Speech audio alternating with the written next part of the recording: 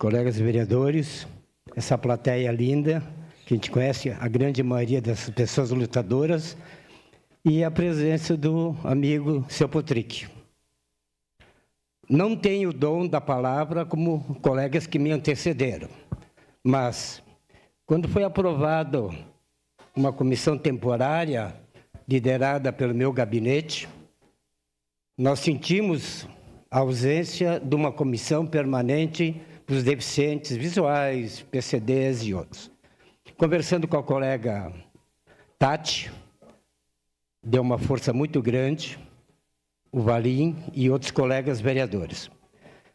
Um exemplo da nossa comissão temporária, e antes de continuar, é um dia histórico também para a nossa cidade, para a nossa casa, em aprovar essa comissão permanente.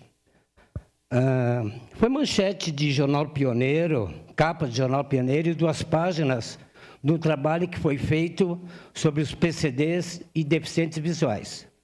Um trabalho muito árduo, grande, principalmente envolvendo a PADEV e a INAVE, seus funcionários, direção.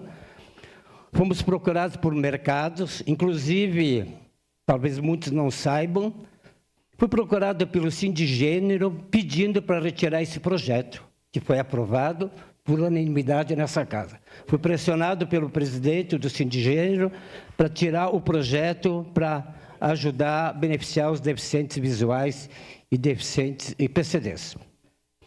E eu disse que não, bateram na porta errada. Então, eu disse que ia lutar para ter essa comissão. Começamos permanente. Hoje, tentaremos aprovar como uma comissão provisória. Estamos com uma comissão provisória e vamos tentar aprovar uma comissão permanente. Eu me sinto muito feliz por participar, a comissão e a bancada do PSDB também ajudou muito, a colega Marisol também, mas assim, eu me sinto emocionado quando chego em alguns mercados, alguns shoppings, posso citar o Világio, lugares para pessoas com deficiência. Isso é um trabalho de uma comissão temporária, provisória. E posso garantir para vocês que, com essa comissão permanente, nós vamos conseguir muito mais. Porque a demanda aumentou muito. A demanda, nós falamos com a Tati, nosso gabinete também, a demanda foi muito grande. E não estamos dando conta. E a gente quer fazer um trabalho, né, colega Tati? Um trabalho excelente para tentar ajudar vocês. Então, no momento, eu vou votar sim para essa comissão permanente. Muito obrigado. Obrigado. Vereador Bortola com a palavra.